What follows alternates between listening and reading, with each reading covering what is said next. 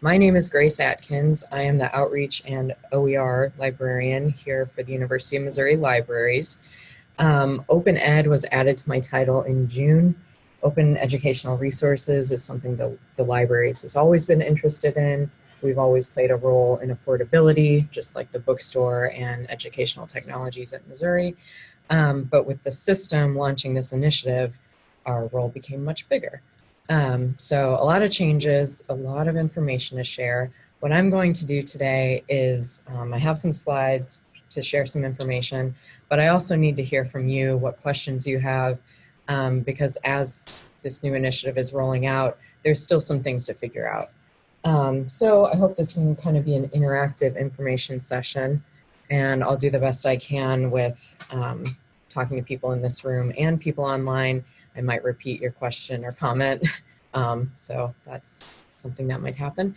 And then for the rest of the time, I would like to be able to look at some of the resources on the library guide, and I've written the URL up there. That's libraryguides.missouri.edu/OER.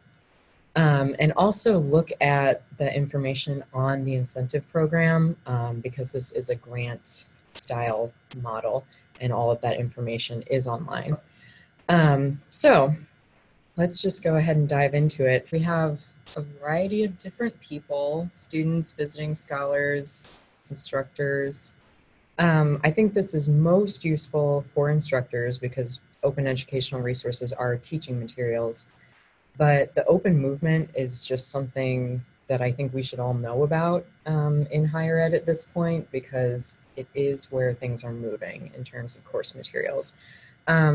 Would anyone say they feel like they're an OER expert? Just show of hands. I feel like you're an OER expert. I do that.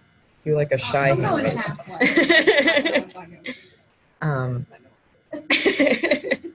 Is anyone completely new to OER? Like, this is a totally new concept. Okay, so everyone else is kind of somewhere in the middle. That's good. We'll start then just quickly talking about what OER is. So that's the long, super official definition from the Hewlett Foundation, which has funded many different grant programs that create OER, including OpenStax, which is an open textbook organization, and something, well, okay, I'm getting ahead of myself. At the end of this, I'll talk more about specific OER that we should be looking at in different organizations that produce OER.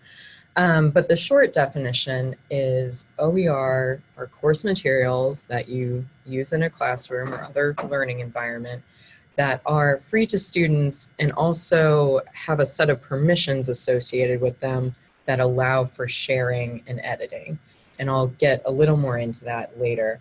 But it's not just free materials. There's that other layer of shareability, for lack of a better word.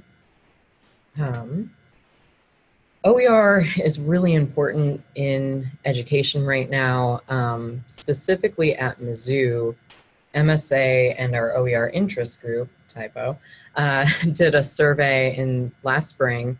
And what we found in surveying students about high cost of course materials and how that affected them, 61 of students self-reported that they've chosen to not purchase a required textbook because the cost was too high. 75% delay purchasing a required textbook.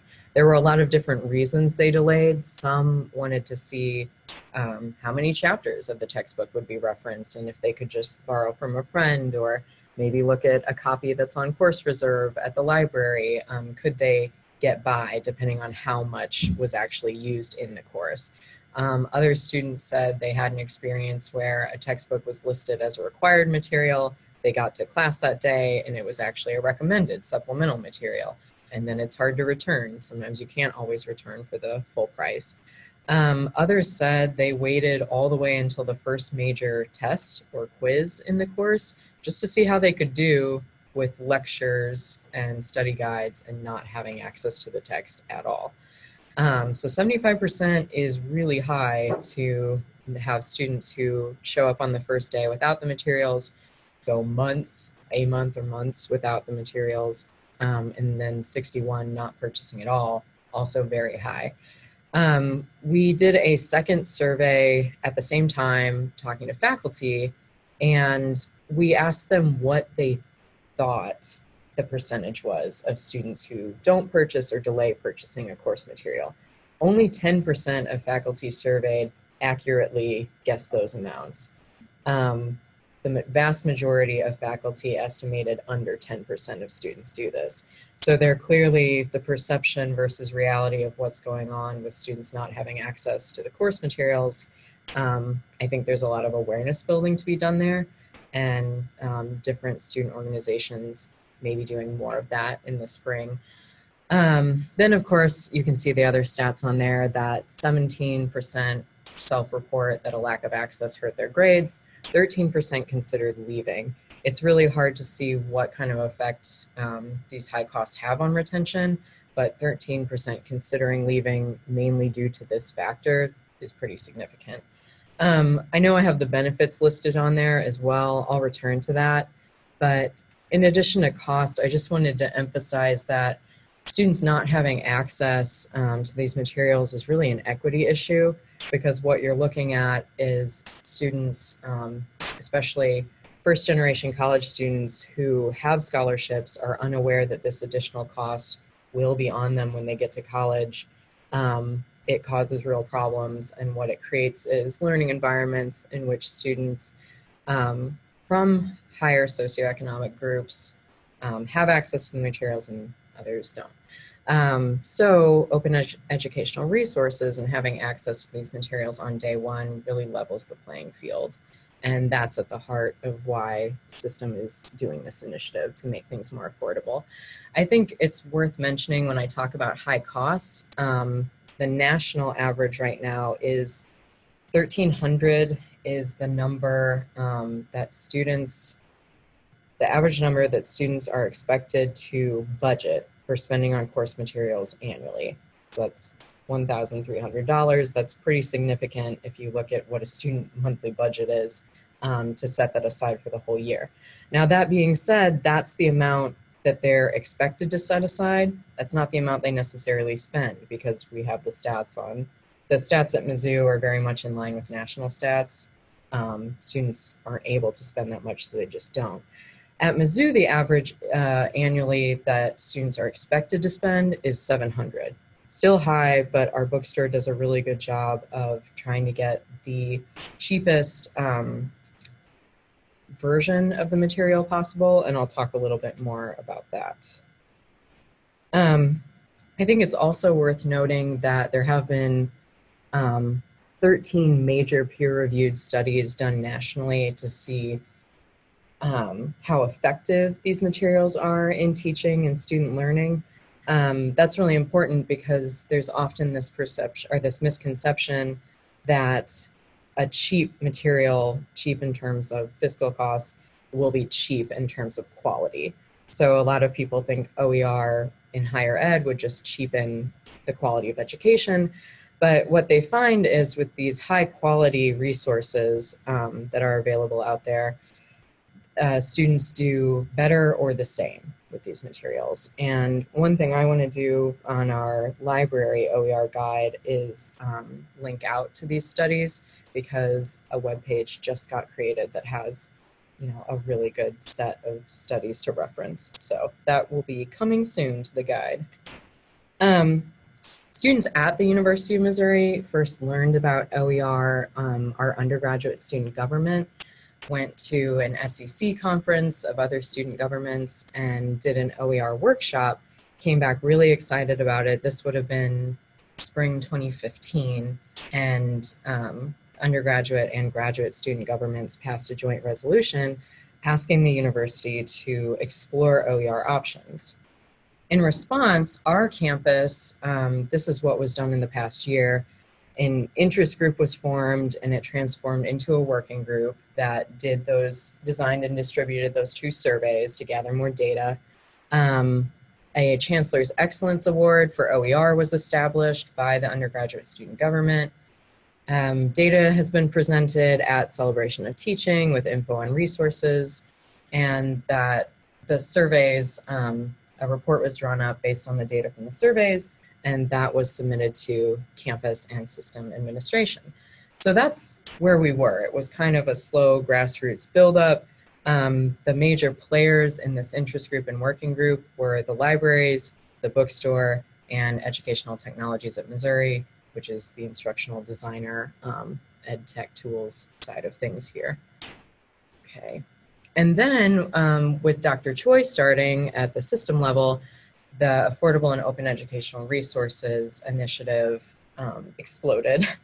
And now every campus is trying to coordinate and catch up and make sure that we can provide the support faculty need who are considering switching to more affordable or open materials. At the end of this, I'll talk about the specifics of the initiative and the grant program. I have a few other things to cover though. I want to return to the benefits of OER. It's completely clear and obvious what the benefits are to students having access to those course materials, but there also are benefits for faculty in addition to more engaged students. One of the big things is because these materials, the copyright is such that you can edit them and adapt them, you have more flexibility in how you use them. There's also the open pedagogy side of things where you can have the kinds of assignments where students are editing and adapting and remixing things together, and you give them more of an information creator role, which is pretty cool. We can talk more about open pedagogy later if anyone's interested. But the permissions I keep referring to are genuinely grouped in this 5 R's of open, and the R's stand for retain, reuse, revise, remix, redistribute.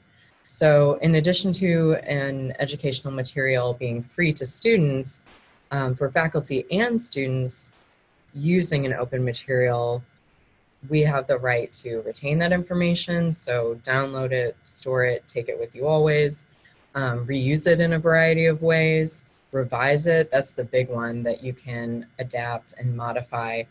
And I should backtrack a little there and say that we talk a lot about open textbooks, but an open educational resource can be anything used in the classroom. So if you think about a video clip that's clearly marked as open, you can take segments of that video clip and integrate it into what you're doing, which I know we all do that, but usually copyright doesn't allow for things like that, even if we do it. But this makes it clear that you're allowed to adapt, adjust, modify, alter.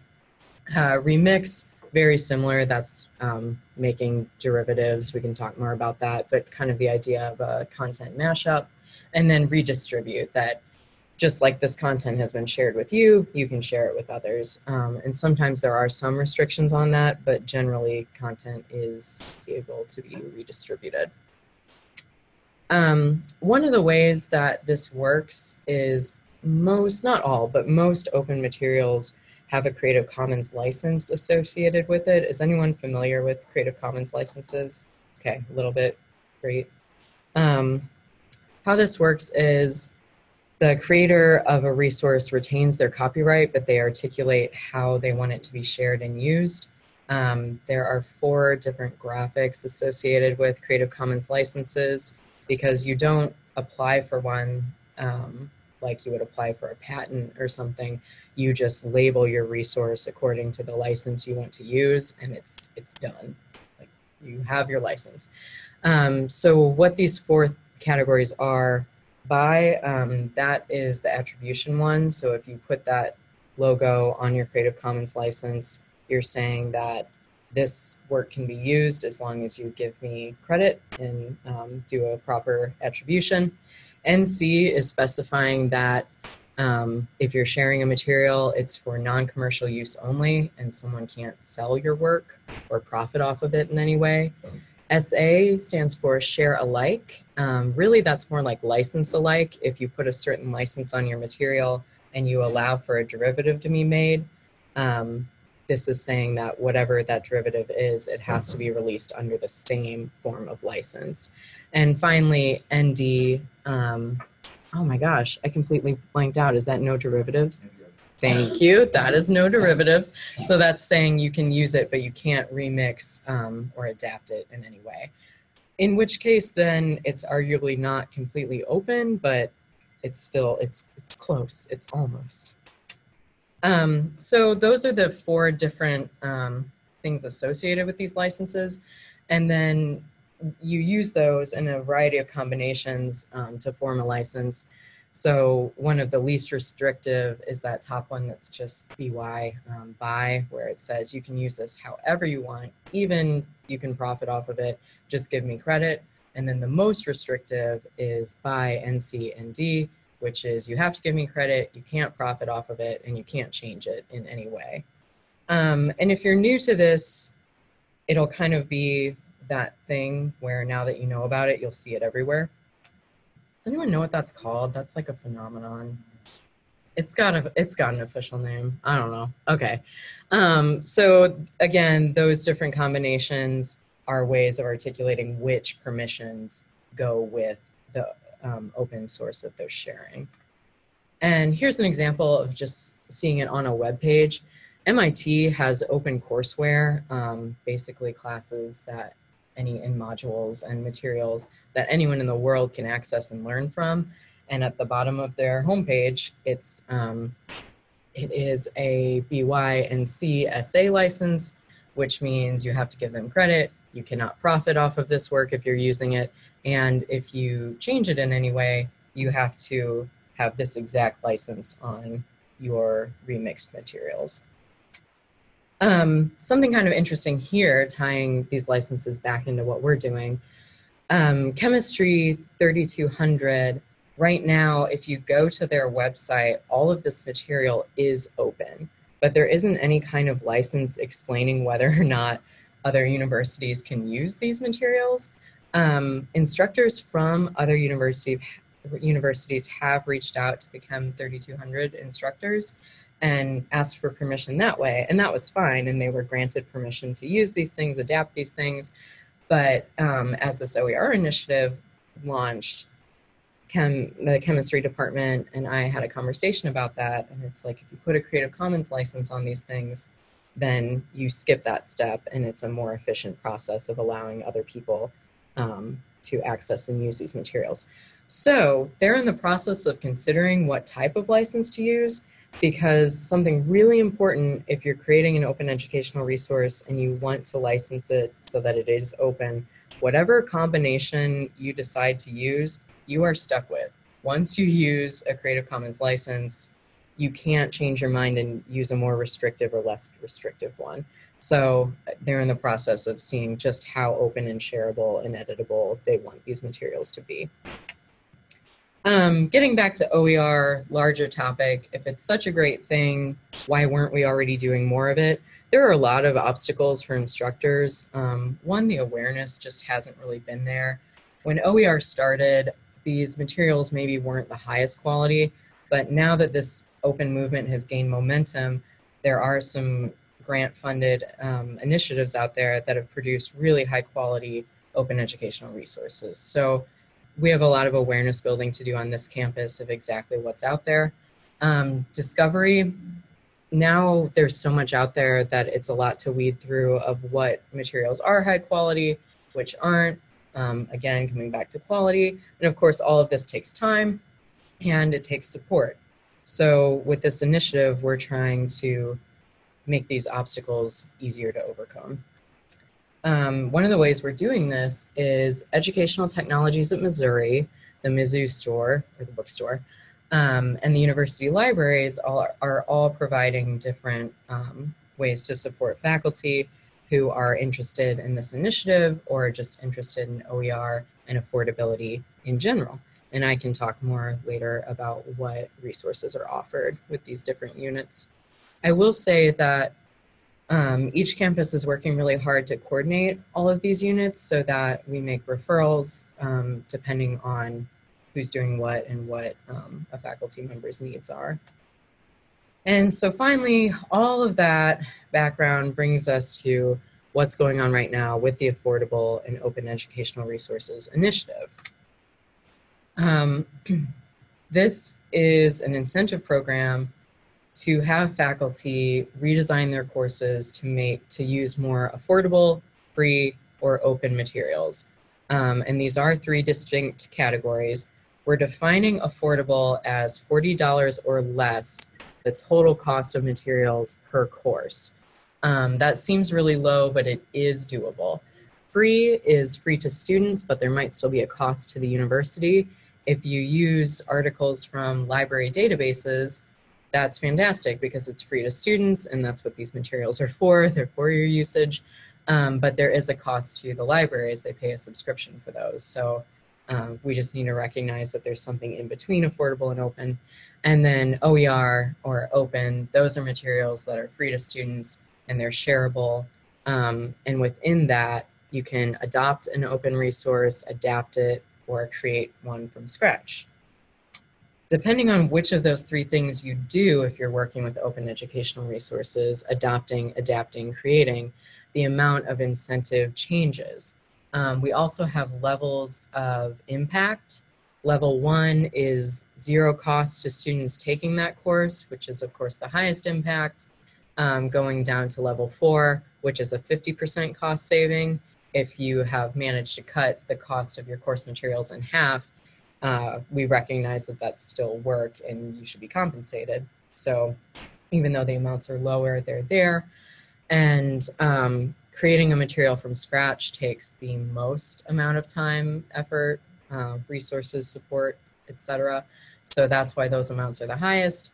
Adopting, which just means downloading the textbook, having the bookstore put it onto an accessible platform and using as is, even though it takes time to find and review and implement those materials, it didn't take any time to adapt it. So again, that's where the scale kind of changes there. This table is on the UM Systems website, which is umsystem.edu/UMS/AA/OER. And that's where all of the information on the grant program is. So everything I have on my slides, it's just pulled from there. Two other factors that determine the amounts of incentive provided. One is student impact. The more students, so the higher enrollment courses have more student impact. And then also diversity and inclusion is a piece of this, using resources that are inclusive and support inclusive teaching practices. We have Elisa Glick at our campus, who is the go-to person to talk to in consultation about how inclusive your materials are. So those are considerations in addition to that table. And then we have a few other associated activities that qualify for smaller incentives. One is mentor grants. We recognize that a lot of faculty have been doing OER work, even if they didn't label it that, for a long time. So if their courses already are super affordable or completely open, there's still an opportunity to be involved and to receive some of that incentive as a mentor. The other thing, and this is something that I'll have a major role in and I'm excited about, textbook review workshops where faculty attend, review a resource, and you're compensated for that review whether or not you actually use the resource in your course. The reason this is done is because 45% of faculty who do this review end up adopting an open resource. So it's kind of a low entry point of just review these materials, and it usually is kind of a gateway into doing more open work. So I think that's kind of exciting. And what materials we're looking at for those reviews are from the Open Textbook Library. That's a set of about 400 open textbooks that have been curated by University of Minnesota. And I'm wondering if Christina, you maybe want to jump in and talk about a little bit about that? Sure. Do you want to, sorry, do you mind coming here so they can hear it? For those of you who don't know me, I'm a librarian with the Mobius Consortium. We are the statewide consortium for Missouri and a little bit beyond into the Midwest. You probably know us best because you borrow books through our system. One of the things that we did this summer was we joined the Open Textbook Network as a consortium, which means not only the system campuses of the University of Missouri system, but all of the colleges and universities in the state of Missouri and a little bit beyond are now members and have the benefits of the Open Textbook Network. So the Open Textbook Network is a partnership of about 600 campuses across the country that are working to promote adoption of open textbooks through faculty workshops, the types of faculty review workshops that Grace was just talking about. They do that by maintaining the Open Textbook Library, which has about 400 books in different subject areas. There are criteria to get your book into the Open Textbook Library. It has to be something that's already in use on a college campus.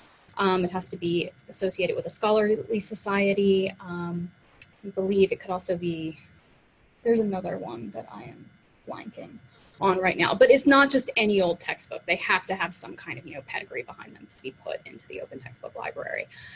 So they maintain that, and then they also train faculty on the benefits of OER and open textbooks and all the things that they can do with them and how they benefit their classes, and also about textbook affordability and how that might be impacting their students and their performance in schools.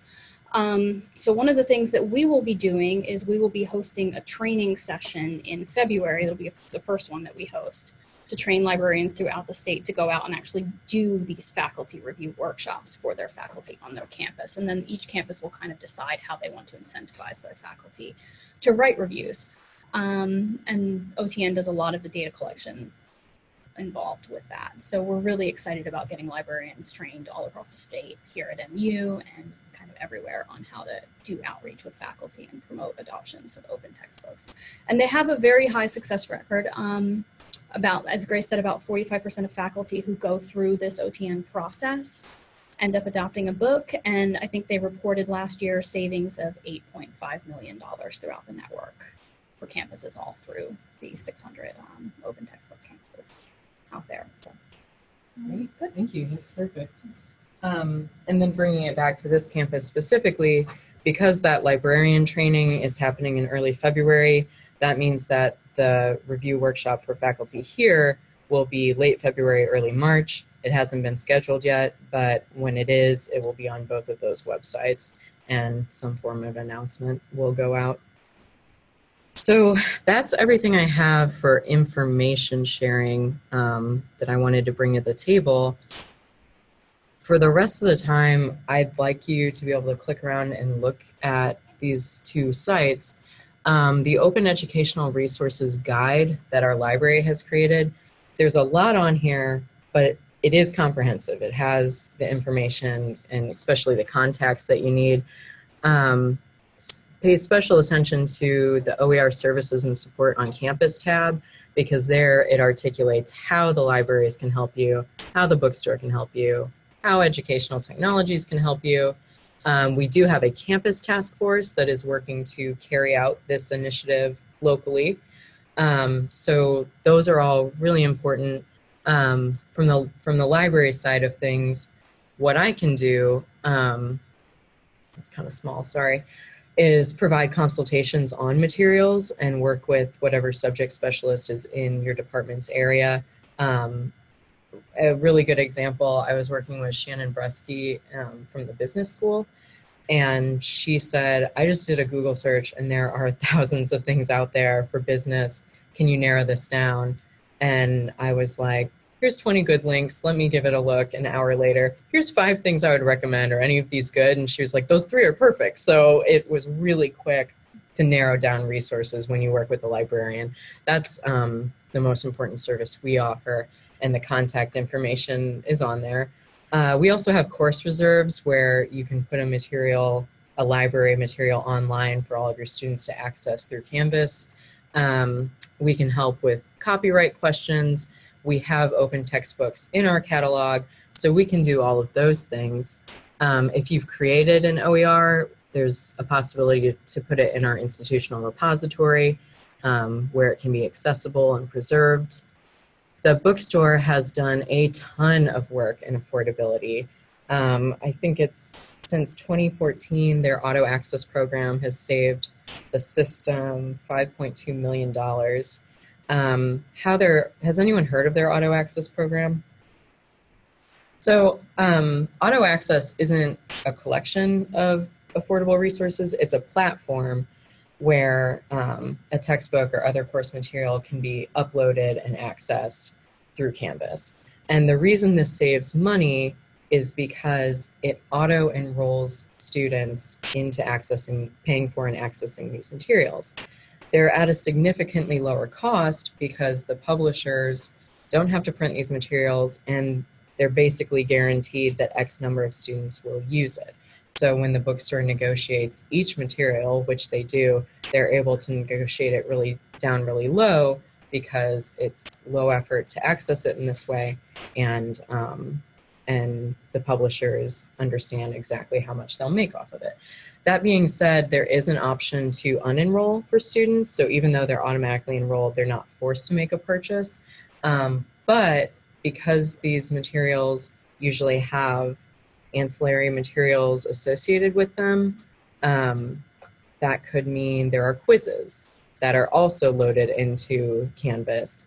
So if a student didn't buy into auto access, they couldn't take the quizzes. So even though you can unenroll, you're kind of stuck with it. But that being said, most of these auto access materials do fit the affordability definition of under 40. So it is affordable. Another thing that they do is they have Mizzou Publishing, which is kind of their printers. They can print and bind an OER, which is important because OER materials are almost all ebooks or other forms of online content. Some students like to have that print copy. That's how they study best, and the Mizzou store can print at cost. So if students were to print out a material on their own, it might be really expensive. If they go to the bookstore, I had them print a 300-page textbook, and they were like, "That'll be $12.50," and I was like, "Great, that's affordable." So, and it looks just like a book. It's not like bound, I mean, it's yeah. Anyway, so that's good because OER should be about options for students. If they want to or need to pay a little bit more to have it in a format that's best for them, they should have that option, and the bookstore works with us to do that. Has anyone worked with Educational Technologies at Missouri before, also known as ETETMO? Okay, great. Did you do like a course redesign or a major project or? Yeah, so support for developing an online course. Because these OER materials and affordable materials are online, they can help with the implementation process. Their instructional designers are also good people to consult with for what kinds of materials. Specifically, there's a list here of publishers they work with and other OER organizations and resources that they already have a way to integrate into Canvas. I have been talking with them about integrating more OER materials. It's kind of a process to get that all set up, but they already have several and they're looking at adding more. So those are all the support units. The other piece of this guide is recommended resources that librarians have vetted. The two most important tabs for that are finding open textbooks and how to find OER portals and hubs. So for open textbooks, I added graphics to the top two that I would recommend. The Open Textbook Library, which we already talked about 400 textbooks in several different subject areas. You can actually see which subjects if you go to the site. And as Christina was saying, these have been, oh my gosh, did they change the site or did it just get weird on my screen? Well, anyway, you can browse the subjects. And as, yeah, it's pretty extensive. Okay, they just changed it. Yeah, wow, that must have been like very recent. Anyway, so they have a lot to choose from there in different areas. And then within the Open Textbook Library, they do have all of the OpenStax books. This is a much smaller set of books, but these have all been peer reviewed. They were compiled, or they were written in very much the same way a traditional textbook is, and they're kind of the gold standard in open textbooks right now. The Open Textbook Library materials, they're not, most of them are not peer reviewed in the very formal sense. But there is that review, that faculty review process. Let me pull one up. So it's kind of an Amazon.com style review of out of 4 stars. These must be newer. These must be really new because they have no reviews. Okay, here's a better one with 9 reviews. So in addition to that star rating, there's an opportunity to give a critique, say what you liked or didn't like about it, and the instructor is listed along with their institution. So what often happens in these workshops is faculty members will look at materials in their area and they'll know several of these other faculty members in their field who have reviewed things. So even though it's not that strict peer review process, it is peer evaluation and information sharing, which I think is pretty neat. And then getting away from textbooks and looking at other forms of OER, 2 that I would recommend, the OER Commons and Merlot. These have a variety of different resources. Let's see. Sometimes they're a little more difficult to search. So if you get in here and it's confusing or you're getting strange results, that's where it's a really good time to shoot me an email or your subject specialist an email, because that's what we do. We weed through information and we can narrow it down to a manageable set to evaluate. But the OER Commons is pretty cool because they allow you to build modules, lessons, edit resources. It's a very interactive platform. So in addition to content that you can remix and adapt within. There is Canvas integration possibility. That hasn't been done yet, but Educational Technologies at Missouri is looking into it. And if that's the case, then I'm pretty sure how this would work is if you built a module on here, it would be integrated directly into Canvas. So you don't have to recreate anything, and it's not an intense implementation process. Merlot is the same way. It's a variety of different materials. I'm not sure what the Canvas integration possibilities are, but I will look into that. The reason I recommend it is because it's extensive. It's been around for a while, so it's a massive collection. So those are the 4 that I recommend people start with if they just want to, on their own, look into things. There are 3 others here that I included. Anytime there's a star or a graphic next to something, that's a resource I'd highly recommend. I'll also add that this guide wasn't just made by myself. It was made with UMKC librarians, and we did a lot of work vetting these resources.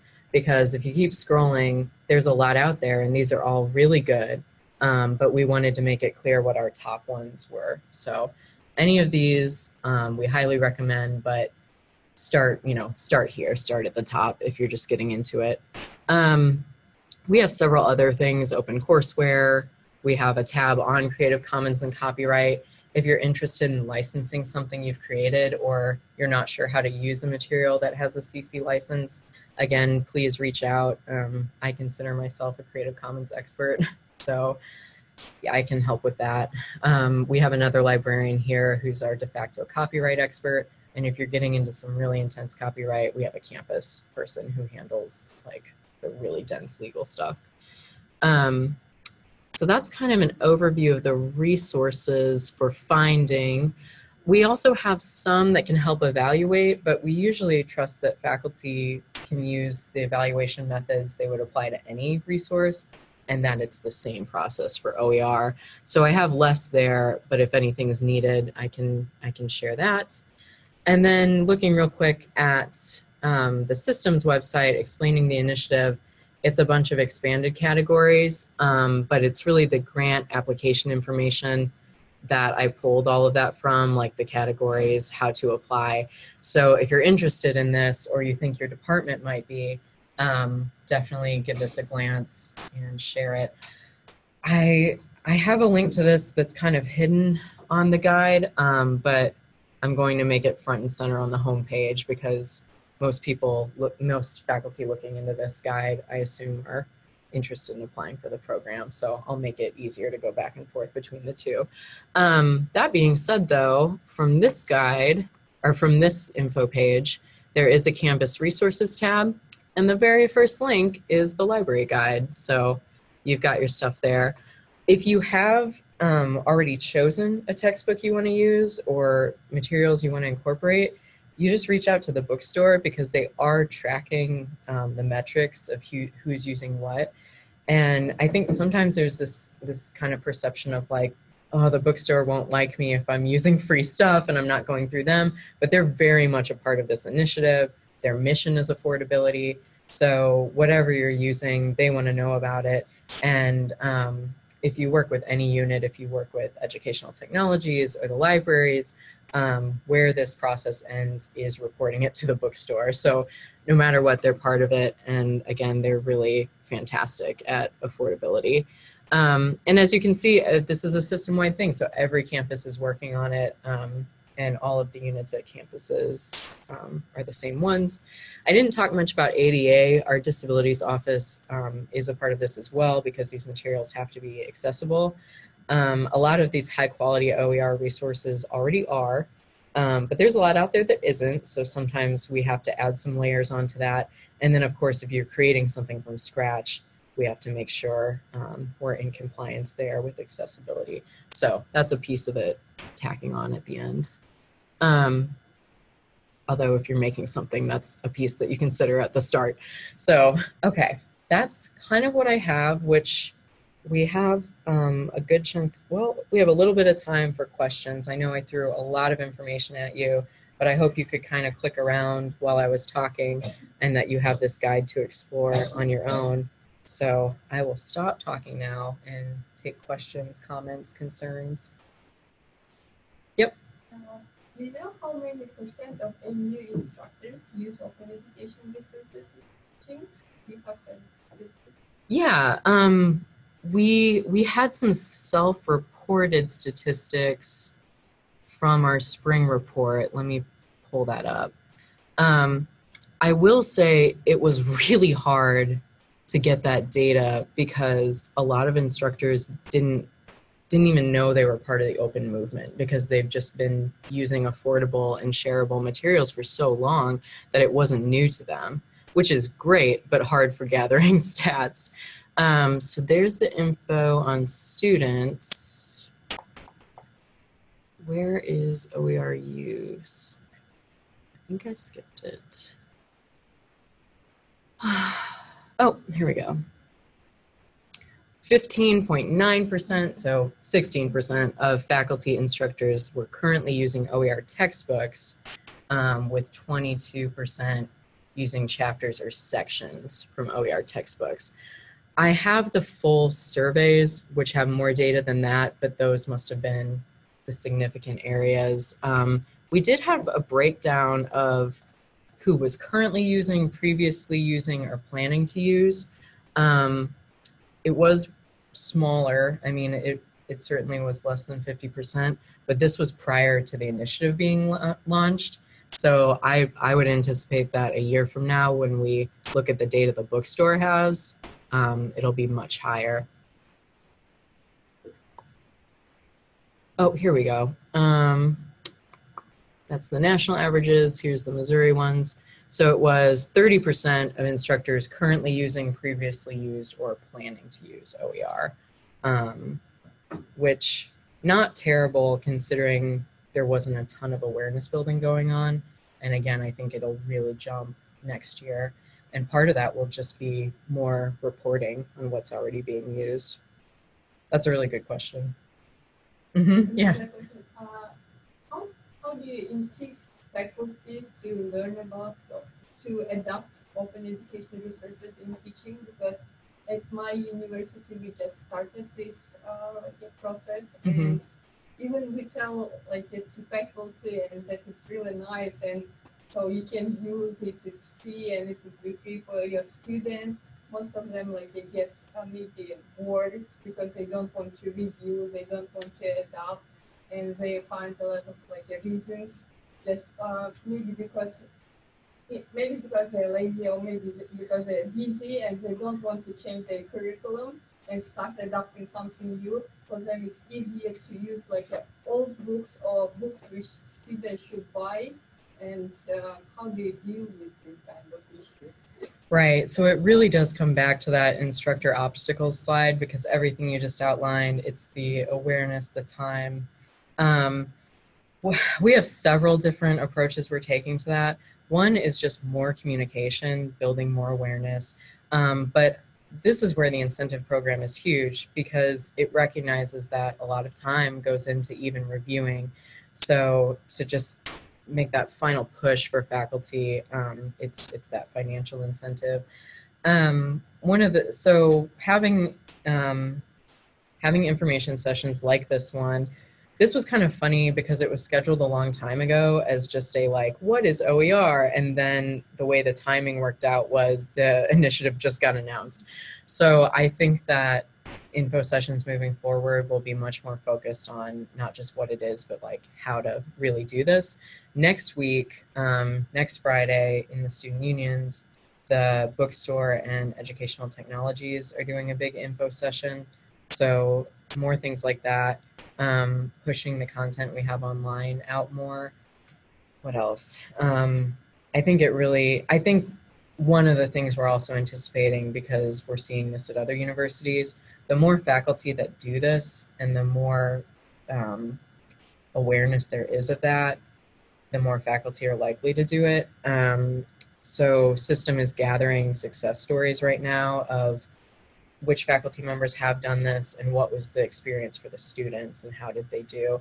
So that's another strategy. Really, it's just all of these different things at once to build awareness and provide incentive. But it's certainly the struggle, and those are all the reasons that we weren't there yet. Mm-hmm. Oh, and sorry, one other piece of that. A lot of departments are reaching out and asking if they have, a lot of departments will have like a monthly brown bag or just kind of like, what are some trends in our field right now, get together.